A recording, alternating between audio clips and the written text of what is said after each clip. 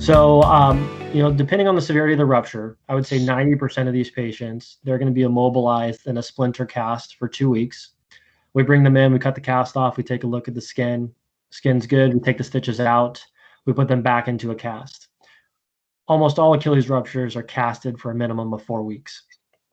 After 4 weeks, as long as the skin's good, the tendon is behaving itself, then we would start passive range of motion where we put the patient into a walking boot. They're not walking yet, but what we're starting to do is fire the tendon, fire the muscle, get them into physical therapy, start working on the tissue, keep the Achilles stimulated. And we want to prevent any scarring or adhesions. We want that tendon to be fully functional. We just put it back together. Now let's aid in its healing and stimulate some blood flow.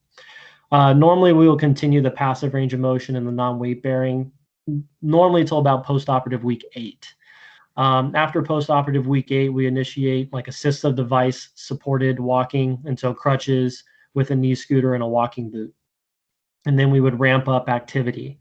That period of time will extend about 6 weeks. And so you're looking at post-op week, 12, 14, and then we ditch the assistive device. We're still in the boot.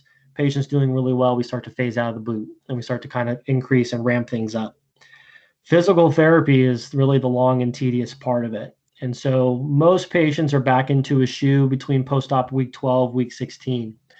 Physical therapy for this is you're looking at 3 to 6 months, pretty standard. I normally with physical therapy will either start the patient on an altered G treadmill where they're kind of suspended just to start getting the tendon engaged while controlling the amount of load going through it. The alternative to that is like aquatic therapy. Get them into the pool as long as the incision's good. Start loading the tendon, but offload it with buoyancy, and so keep them kind of suspended. Engage the tendon with low weight, low activity, and then just advance from there. It is a long and tedious. It is. Sounds very extensive. I mean, compared to other major injuries like ACL reconstruction or meniscus or hip, labral tear, shoulder, this is a long recovery.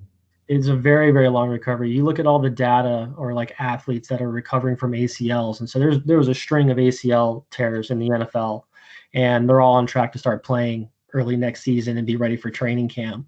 You look at those Achilles tendon players, basketball, football, some of them don't come back and play again. The other ones are still doing rehab, and return to play is like 10 months, where ACLs sometimes in the patients are down to like 7 to 9. And so it's very, very long and tedious. Most of the time, patient completes physical therapy for 3 months. They'll kind of start to advance activity, resume normal life. And I would say probably a good 50, 60% of the time, they need I call it a touch-up therapy session. They go back to therapy for 4 to 6 weeks.